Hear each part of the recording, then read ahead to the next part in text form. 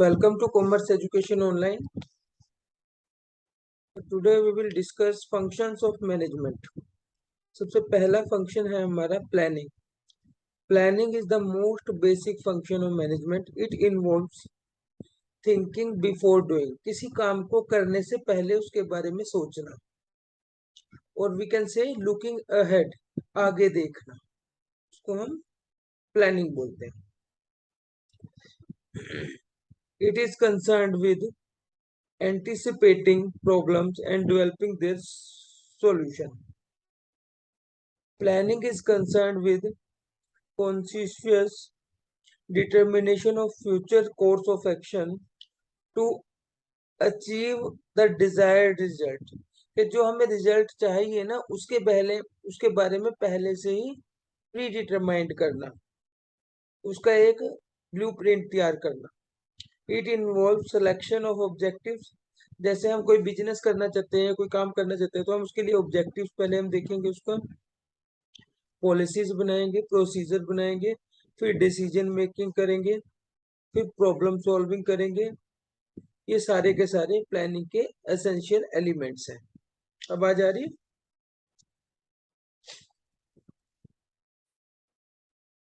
आवाज आ रही है मेरे? Yes sir. तो प्लानिंग का मीनिंग क्या होता है? It is a decided in advance. तो कोई भी कोर्स ऑफ एक्शन जो हम एडवांस में डिसाइड करते हैं, दैट इज कॉल्ड प्लानिंग. इसमें हम फ्यूचर से रिलेटेड स्टेप्स लेते हैं जो किसी ऑब्जेक्टिव को पूरा करने के लिए किया जाता है. Planning means to assess the future and make provision for it. जैसे आप अभी 12th में पढ़ रहे हो, तो आप अच्छे मार्क्स लाने की अभी से प्लानिंग कर रहे हो, वैसे ही ऑब्जेक्टिव्स बनाते हो, वैसे स्ट्रेटजीज बनाते हो, वैसे ही पॉलिसीज बनाते हो अपनी पढ़ने की. तो दैट इज कॉल्ड प्लानिंग, क्योंकि ऑब्जेक्टिव आपका क्या है? मार्क्स अच्छे लेना 12th में. The plan of action is at the same time the result, the line of action to be followed. मतलब उसमें आपको सारा का सारा, मतलब हेनरी फ्योल ने क्या कहा है इसमें, कि जो भी आपको एक्शन करना है उसके बारे में पहले से ही सोचना, उसकी स्टेजेस तैयार करना, प्री डिटरमाइन करना, उसको उस थिंकिंग एडवांस में करना उससे रिलेटेड. तो दैट इज कॉल्ड प्लानिंग. मतलब बेसिकली प्लानिंग क्या है? What to do, how to do, when to do. मतलब क्या करना है, कैसे करना है, कब करना है, हु टू डू, कौन करेगा, वेयर टू डू, कहाँ होगा. That is called planning. समझ आएगा प्लानिंग का?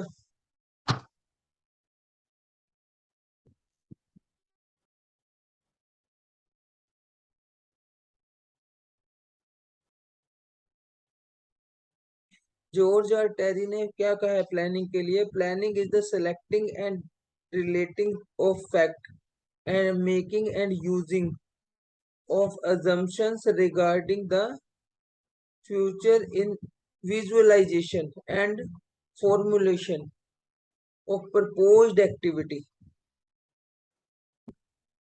believed necessary to achieve desired result. कौन जोडोनल ने और ज्यादा क्लियर किया है उसको? Planning is deciding in advance. ये डेफिनेशन कर लो, ये अच्छी डेफिनेशन है. इसमें आपका मीनिंग भी आ जाता है, डेफिनेशन भी आ जाती है, और आपको पॉइंट्स भी मिल जाते हैं लिखने के. Planning is deciding in advance what to do, how to do, when to do and who to do it. Planning bridge the gaps. के कौन सा गैप फिल करता है? वेयर वी आर, हम कहाँ हैं, and where we want to go, हम कहाँ जाना चाहते हैं. It makes it possible for things to occur which would not otherwise happen. मतलब ये जो भी आपके जो जो आपके ऑब्जेक्टिव्स हैं उनको पॉसिबल बनाते हैं अचीव करने में. तो ये डेफिनेशन कर लेना, ये अच्छी डेफिनेशन है इसके. फीचर्स क्या है प्लानिंग के? Planning is oriented towards the future. Planning future से रिलेटेड होती है. Planning is a mental exercise. देखो अब हमें फ्यूचर के बारे में सोचना है तो पूरा माइंड ब्लोइंग करना पड़ेगा, पूरा दिमाग घुमाना, ब्रेनस्टॉर्मिंग करनी पड़ेगी आपको, तभी आप फ्यूचर के बारे में रोड मैप बनाओगे। Planning involve choice from among alternative course of action. अब सपोज करो आपको आगे 12th में मार्क्स अच्छे लेने हैं, तो आपके पास डिफरेंट डिफरेंट अल्टरनेटिव होंगे कि आप ऑनलाइन कोचिंग लें, ऑफलाइन लें, या दोनों के साथ जाएं। ठीक है, तो उसमें से आपको चूज करना है। So planning involve choice from among the alternative course of action, मतलब डिफरेंट डिफरेंट अल्टरनेटिव होते हैं, उसमें से एक का सेलेक्ट करना प्लानिंग होता है। Planning is the basis of all other function, मतलब उसके बाद जो फंक्शन होते हैं स्टाफिंग का, डायरेक्टिंग का, ऑर्गेनाइजिंग का, कंट्रोलिंग का, वो पॉसिबल ही नहीं होते विदाउट प्लानिंग। सबको बेस प्लान ही देता है। Planning is a continuous process, लगातार चलने वाला प्रोसेस है प्लानिंग।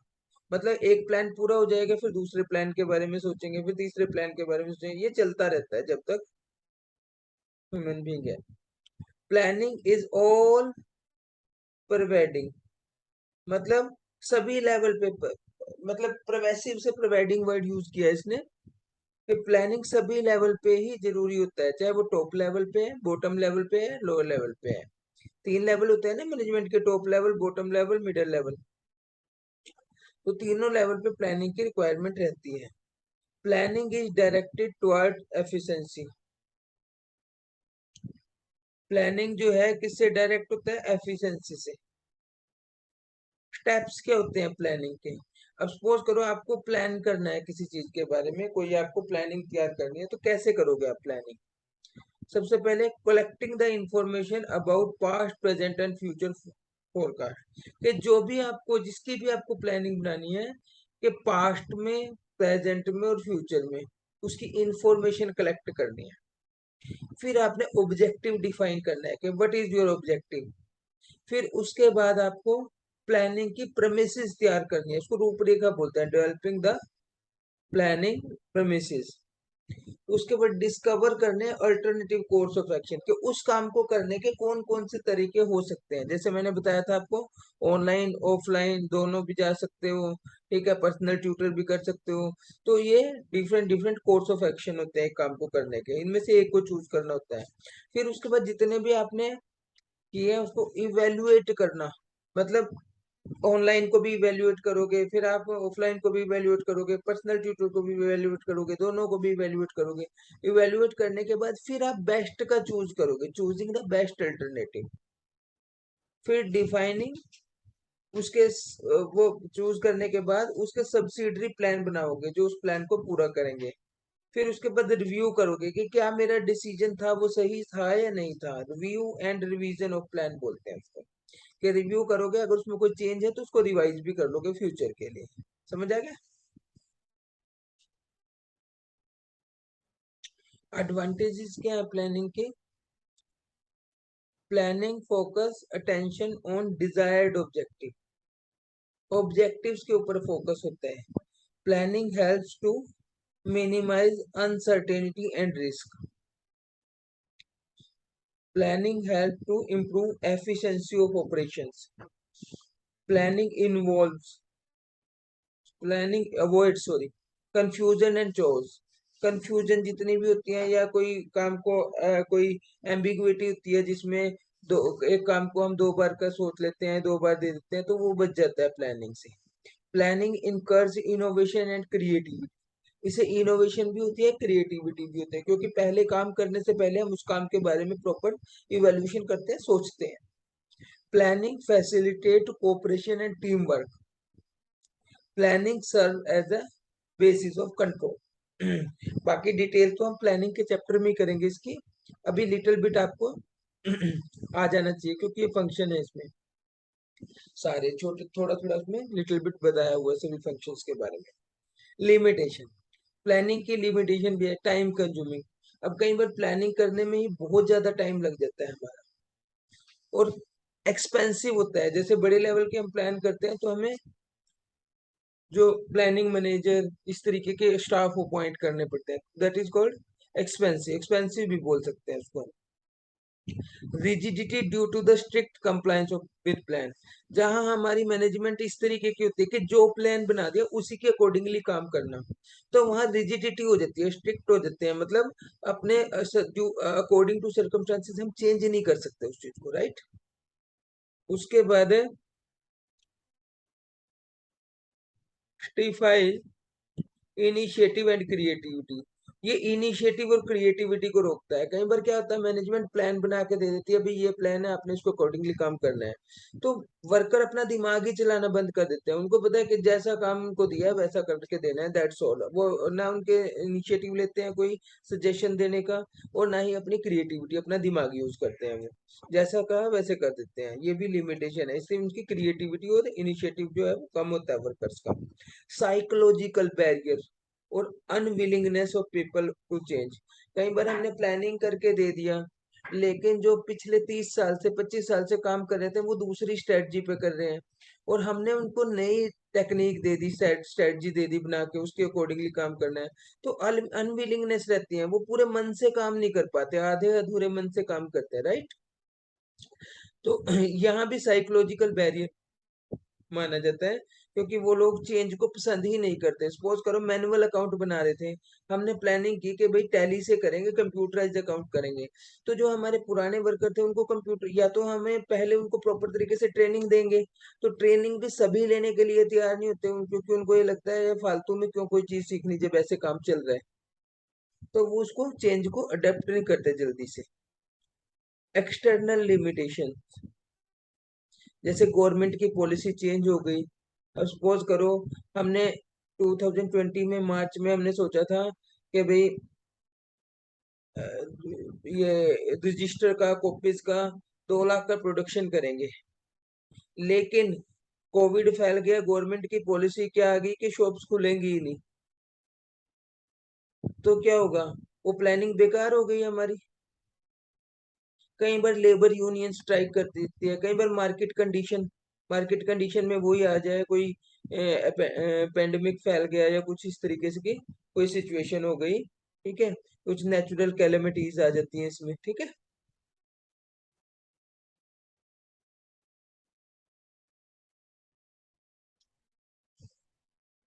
नेक्स्ट फंक्शन है हमारा ऑर्गेनाइजिंग। जब हमारा प्लान एक बार फॉर्मुलेटेड हो जाता है, बन जाता है, तो a network of authority and responsibility relationship to is developed through which manager can implemented plan। एक अथॉरिटी और रिस्पॉन्सिबिलिटी रिलेशनशिप बनाई जाती है, यानी कौन किसके अंडर काम करेगा, क्योंकि प्लानिंग करके दे दी, हमें उनके रिलेशनशिप भी तो मेंटेन करनी है ना, उसके बाद इसको ऑर्गेनाइजिंग बोलते हैं। Such framework is called organisation structure. एक ऑर्गेनाइजेशन का स्ट्रक्चर भी कौन, जैसे आपके यहाँ प्रिंसिपल है, प्रिंसिपल के आगे टीचर इंचार्ज है, टीचर इंचार्ज के आगे क्लास रिप्रेजेंटेटिव होते हैं, तो ये एक ऑर्गेनाइजेशन स्ट्रक्चर होता है। तो इसी तरह के बिजनेस में भी चीफ एग्जीक्यूटिव, पहले चेयरमैन होगा, चेयरपर्सन होगा, चेयरमैन होगा, उसके बाद चीफ एग्जीक्यूटिव ऑफिसर होगा, उसके बाद मैनेजिंग डायरेक्टर होगा, इस तरीके से आगे फर्दर वो डिफरेंट डिफरेंट पार्ट में बढ़ जाते हैं। That is called organisation structure. उनको अथॉरिटी रिस्पॉन्सिबिलिटी उनकी फिक्स कर देते हैं। The process of developing it is non organise, मतलब ये चीज डेवलप करना ऑर्गेनाइजिंग होता है, और जो चीज ये डेवलप हो जाती है अथॉरिटी रिस्पॉन्सिबिलिटी रिलेशनशिप, उसको ऑर्गेनाइजेशन स्ट्रक्चर बोलते हैं। The organisation organising function involve creation of harmonious structure, authority and responsibility relationship between various position and people for the achievement of organization goals। Organisation को goal को, objective को पूरा करने के लिए जितने भी डिफरेंट डिफरेंट पोजीशंस पे पीपल लगे होते हैं, वो अपनी अथॉरिटी और रिस्पॉन्सिबिलिटी के अकॉर्डिंगली काम करते हैं। हेनरी फ्योल ने उसकी डेफिनेशन डिफाइन किया है बड़े अच्छे ढंग से। To organise the business means to provide it with everything useful to its functioning, जैसे रॉ मटेरियल प्रोवाइड करना, टूल्स प्रोवाइड करना, कैपिटल प्रोवाइड करना, मतलब रिसोर्सेज प्रोवाइड करना, पर्सोनल, पर्सोनल का वर्कर, वर्कर प्रोवाइड करना, क्योंकि किसी भी काम को पूरा करने से खाली प्लानिंग के ऊपर तो हम हेल्पफुल नहीं रह सकते ना। प्लानिंग ने तो एक रोड मैप बना के दे दिया, उसके बाद हमें रॉ मटेरियल की भी नीड है, टूल्स की भी नीड है, कैपिटल की भी, पर्सोनल की भी, तो ये सारा ऑर्गेनाइजिंग में आता है। ए एलन ने इसके बारे में क्या कहा है, लुइस ए एलन ने, organising is the process of identifying and grouping the work to be perform, क्या क्या काम करना है उसको आइडेंटिफाई करना और सिमिलर ग्रुप्स में उनको ग्रुपिंग करनी है, एक जैसे काम को एक जैसे जगह, जैसे कटिंग का काम एक जगह कर दिया, पेस्टिंग का काम एक जगह कर दिया, डिफरेंट डिफरेंट जो काम है वो उसके अकॉर्डिंगली करना। Define and delegation of responsibility, उनकी रिस्पॉन्सिबिलिटी फिक्स करना, उनको अथॉरिटी देना काम करने की, क्योंकि खाली अथॉरिटी दे के भी काम नहीं चलेगा, वो मिसयूज करेंगे, और खाली रिस्पॉन्सिबिलिटी दे के भी, हमें प्रॉपर पैरिटी, एक बैलेंस रखना है अथॉरिटी एंड रिस्पॉन्सिबिलिटी में। There should be proper authority and proper responsibility to the employ to perform her his or her task, कोई काम करने के लिए हमें रिस्पॉन्सिबिलिटी और अथॉरिटी दोनों देनी पड़ेगी।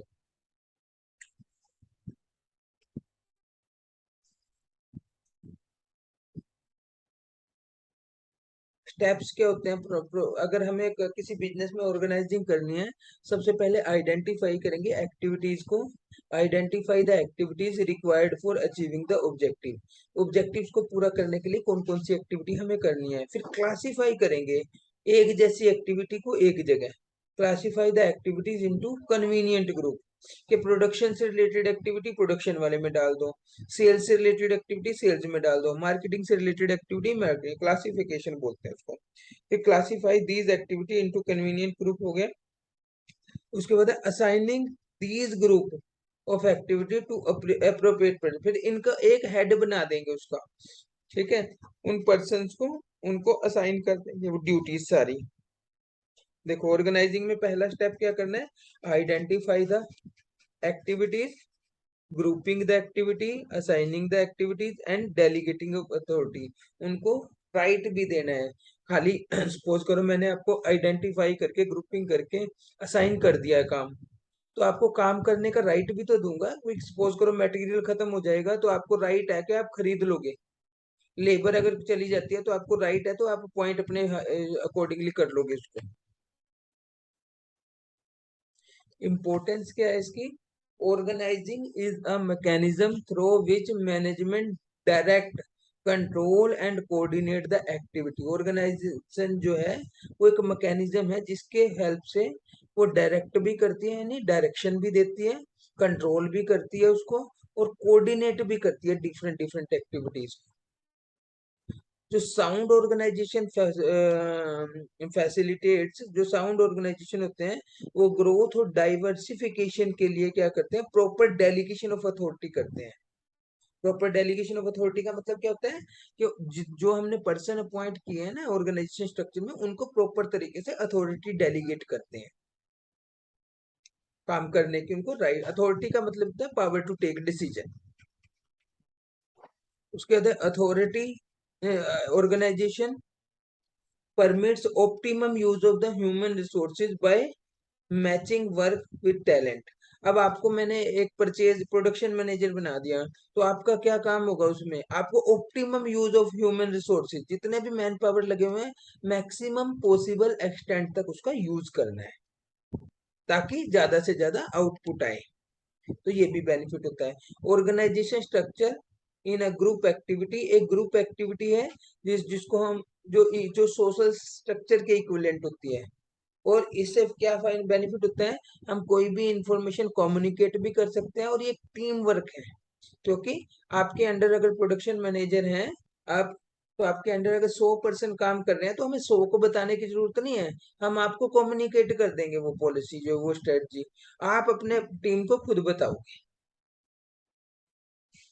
उसके बाद harmonious organisation structure, enable the enterprise to adopt new technology।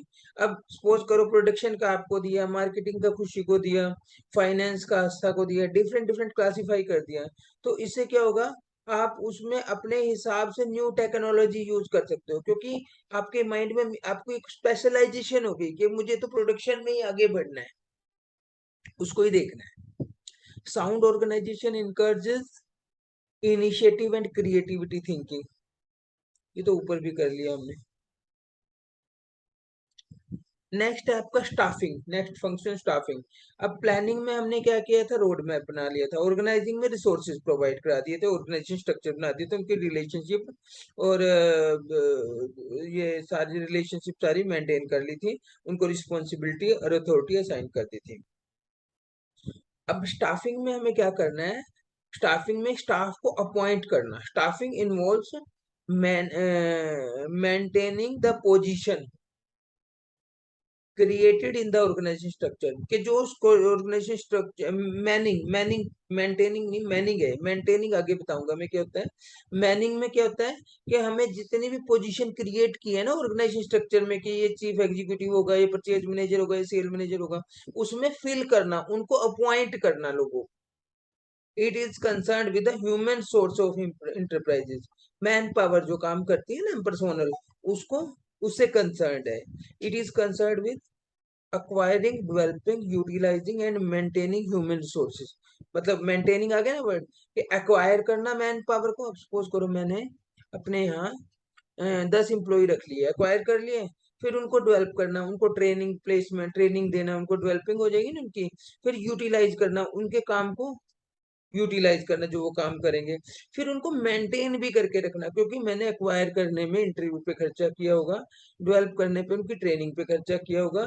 अगर वो 10 दिन 15 दिन या 2-3 महीने बाद ट्रेनिंग लेके चली जाए तो हमें तो नुकसान होगा ना उस चीज का, तो उसको मेंटेन भी करके रखना है हमें। ठीक है।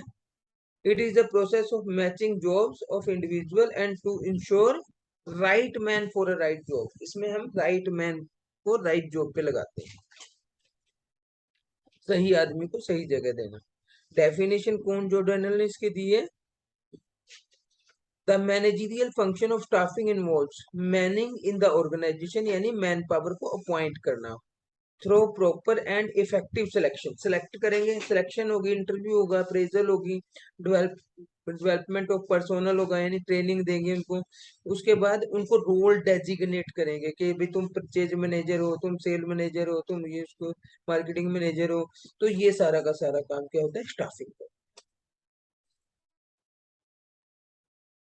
स्टेप्स क्या होते हैं, मैन पावर प्लानिंग, पहले हमें क्या, आप सपोज करो आप पर्सोनल मैनेजर हो, यानी एचआर मैनेजर हो, एचआर मैनेजर करता है स्टाफिंग का काम। मैंने आपको एचआर मैनेजर को स्टाफिंग का काम दिया है, तो आप तो सबसे पहले क्या करोगे, मैन पावर की प्लानिंग करोगे, भी कितने मैन पावर आपको रिक्वायरमेंट है। फिर आप रिक्रूटमेंट करोगे। रिक्रूटमेंट का मतलब क्या होता है, जब आप न्यूज़पेपर में एडवर्टीजमेंट निकालते हो और लोगों को बोलते हो कि आप हमारे यहाँ अप्लाई करो। फिर उसमें से सिलेक्ट करोगे, जो हमारे इन एलिजिबल कैंडिडेट हो गए उनको हटा दोगे। सिलेक्शन जो है वो प्रोसेस होता है, इसमें एलिजिबल कैंडिडेट को ही रखते हैं हम, इन एलिजिबल को हटा देंगे एप्लीकेशन को। सपोज करो 500 लोगों ने अप्लाई किया, 100 लोग उसमें से हटा दिए क्योंकि उनकी एलिजिबिलिटी नहीं थी, वो 12th पास थे, हमने ग्रेजुएशन मांगी थी, राइट। फिर उसके बाद प्लेसमेंट करेंगे उनको। प्लेसमेंट यानी उनका प्रॉपर चैनल से इंटरव्यू होगा, प्लेसमेंट होगी, फिर उनको ओरिएंटेशन प्रोग्राम देंगे। ओरिएंटेशन प्रोग्राम क्या होता है, when we tell them about the company, जब हम कंपनी के बारे में उनको बताएंगे। ओरिएंटेशन स्कूल में भी कॉलेज में भी होता है ओरिएंटेशन प्रोग्राम स्टूडेंट्स के लिए। उसके बाद है ट्रेनिंग एंड डेवलपमेंट, फिर उनको ट्रेनिंग एंड डेवलपमेंट दी जाएगी। उसके बाद उनको ट्रेनिंग दी जाएगी, उसके बाद आप उनको जब जैसे जैसे वो काम करेंगे उनको अप्रेजल करेंगे। अप्रेजल का मतलब उनके उनको उनके काम के अकॉर्डिंगली इवेल्युएट करके उनको प्रमोशन या ट्रांसफर करेंगे। फिर एम्प्लॉय को रेमुनरेशन, उनको फेयर रेमुनरेशन भी प्रोवाइड कराएंगे। ये सारा स्टाफिंग का प्रोसेस होता है। स्टाफिंग, स्टाफिंग की नेचर क्या होती है, it is the function of management, हमें पता है ये फंक्शन ऑफ मैनेजमेंट है। It is integral part of the process of management. ये मतलब इंटीग्रल पार्ट का मतलब बिना इसके मैनेजमेंट का प्रोसेस पूरा हो ही नहीं सकता, क्योंकि जब तक हम मैन पावर को पॉइंट नहीं करेंगे तो काम खाली प्लानिंग ऑर्गेनाइजिंग से थोड़ी काम चल जाएगा, हमें मैन पावर तो पॉइंट करनी पड़ेगी ना। तभी तो आगे डायरेक्टिंग और कंट्रोलिंग फंक्शन पॉसिबल होंगे, क्योंकि मैन पावर नहीं होगी तो डायरेक्शन किसे दोगे। उसके बाद है it concern with human source, human source से रिलेटेड है। It is a progressive function, सभी में फैला होता है, टॉप लेवल मिडिल लेवल सभी जगह होता है। It aims at optimum utilisation of human sources. Importance क्या है इसके? It help in discovering and obtaining competent employ, यानी जो हमारे कॉम्पिटेंट का मतलब जो हमारे लिए सही एम्प्लॉय है उसको डिस्कवर करना और ऑब्टेन करना। It improve the quality and quantity, quantity भी यानी एम्प्लॉयज को ज्यादा मात्रा में ज्यादा क्वांटिटी में हमारे पास आए, क्वालिटी भी इम्प्रूव करना, उनको ट्रेनिंग डेवलपमेंट देके। इस it improve the job satisfaction, अब जब प्रॉपर तरीके से ट्रेनिंग देंगे उनको अपॉइंट करेंगे तो जॉब सेटिस्फेक्शन भी उसके उनके अंदर आएगी, काम से वो सेटिस्फाई होंगे। इट ये कॉस्ट रिड्यूस करता है, कैसे? क्योंकि avoiding wastage of human resources, क्योंकि इसमें best utilisation of given resources करते हैं, जितने भी रिसोर्सेज होते हैं उसका प्रॉपर तरीके से यूज करते हैं, तो इसलिए वेस्टेज नहीं होती इसमें। It facilitates the growth and diversification of organisation, ये फायदा इसका क्या हेल्पफुल होता है, ग्रोथ भी होती है डाइवर्सिफिकेशन भी होती है ऑर्गेनाइजेशन।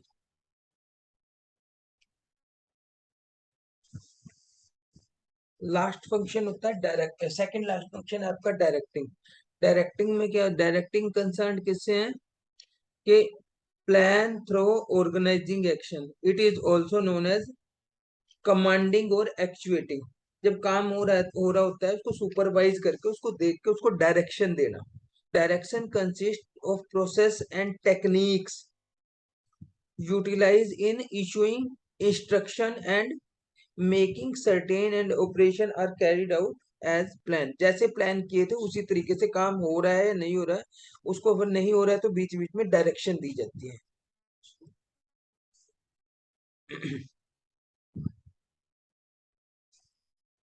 यानी direction is known as management of action because it initiates organized action toward the accomplishment of desired objective, जो हमने ऑब्जेक्टिव सोचे हुए थे उसको पूरा करने के लिए हम कमांड करते हैं, हम उसको डायरेक्ट करते हैं, हम उसको सुपरवाइज करते हैं, उनको टाइम टू टाइम मोटिवेट करते हैं काम करने के लिए।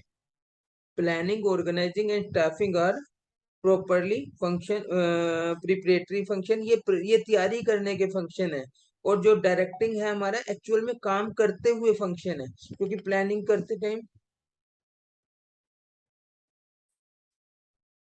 करते टाइम हमें सिर्फ रोड मैप तैयार करना है, ऑर्गेनाइजिंग में भी हमें एक ऑर्गेनाइजेशन स्ट्रक्चर तैयार करना है, और स्टाफिंग में हमने स्टाफ अपॉइंट करना है। एक्चुअल काम डायरेक्शन से शुरू होता है, एक्चुएटिंग इसलिए बोलते हैं उसको।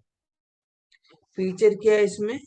Directing is an executing function, यानी काम करने वाला फंक्शन है। Directing is an on going function, चलने वाला फंक्शन है ये। Directing convert plan into performance.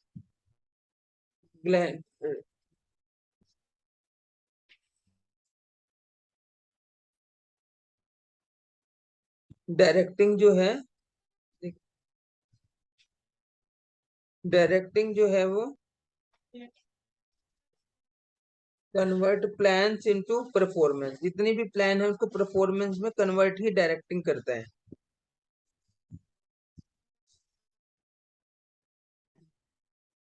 अब चेंज पॉसिबल होगा तो वो प्लानिंग की हेल्प से ही चेंज पॉसिबल होता है।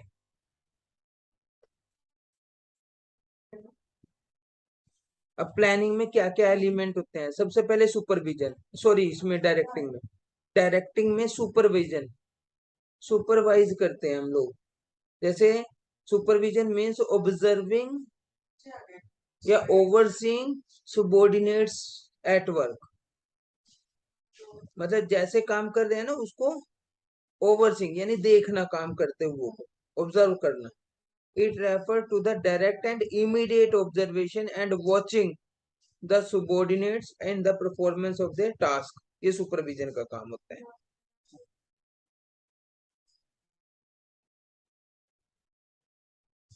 कम्युनिकेशन, ये भी डायरेक्टिंग का ही पार्ट है। कम्युनिकेशन का क्या होता है, जैसे communication is the process passing information और understanding from one person to another. मतलब एक कम्युनिकेशन क्या है, जब हम एक पर्सन से दूसरे पर्सन में इंफॉर्मेशन पास कर रहे हैं।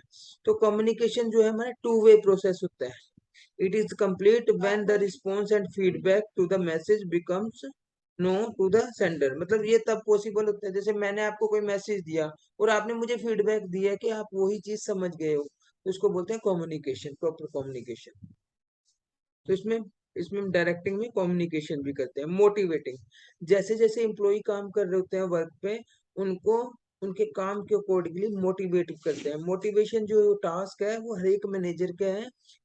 हर एक लेवल पे जरूरी है manager, it required at all levels, top level पे भी, मिडिल लेवल पे भी और लोअर लेवल पे भी।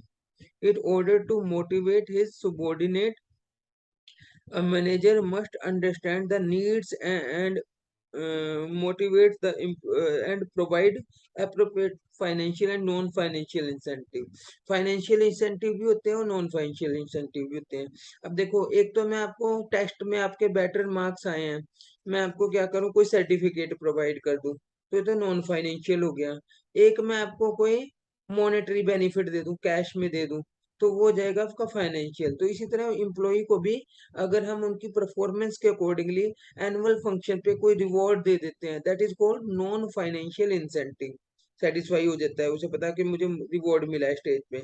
और अगर वो उसको इंक्रीमेंट दे देते हैं या उसको बोनस दे देते हैं, that is called financial benefit, motivate करने के लिए, अच्छे काम के लिए।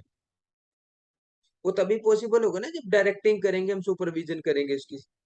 लीडरशिप, लीडरशिप भी आपका डायरेक्टिंग के अंदर आता है। लीडरशिप का मतलब क्या होता है, leadership is the process of influencing the behaviour of people, लोगों के बिहेवियर को प्रभावित करना, इन्फ्लुएंस करना, इफेक्ट करना।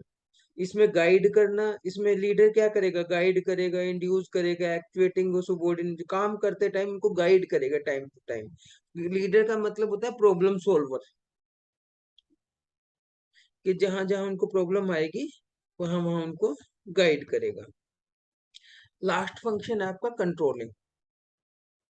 Controlling is the process of measuring performance, comparing it with the standard. मतलब हमने जो प्लान बनाया था, सपोज करो आपने प्लान बनाया था 11th में इतने परसेंट मार्क्स लेने हैं, एक्चुअल में आया आपके इतने परसेंट, तो डिविएशन होगा ना। सपोज करो आपने 90% का सोचा था और आया आपके 87%, तो 3% जो आपका नेगेटिव डिविएशन है ना, वो आपका कंट्रोलिंग में आ जाता है। जब हम एक्चुअल का प्लान से कंपैरिजन करके डिविएशन निकालते हैं, समझ गए, इसको कंट्रोलिंग बोलते हैं।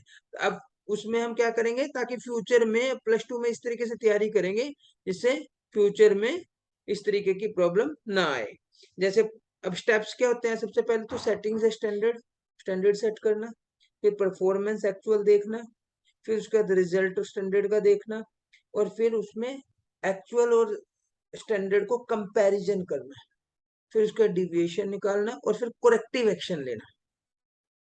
जैसे हमने सोचा था 10 लाख का प्रॉफिट होगा, प्लान करके चले थे, प्रॉफिट हुआ 8 लाख का। फिर हमने क्या किया, पहले स्टैंडर्ड 10 फिक्स किया, फिर हमने एक्चुअल परफॉर्मेंस 8 लाख मेजर की, उसके बाद फिर एक्चुअल और स्टैंडर्ड का कंपैरिजन किया, 2 लाख का डिविएशन आया। फिर उस डिविएशन के कोज को एनालिसिस किया कि क्या कारण है, जेन्युइन रीजन है या किसी और भी रीजन की वजह से हुआ है, फिर उसका करेक्टिव एक्शन लेना। ये प्लानिंग आपका कंट्रोलिंग हो जाता है। तो आपके ये सारे फंक्शन आज आपके हो गए।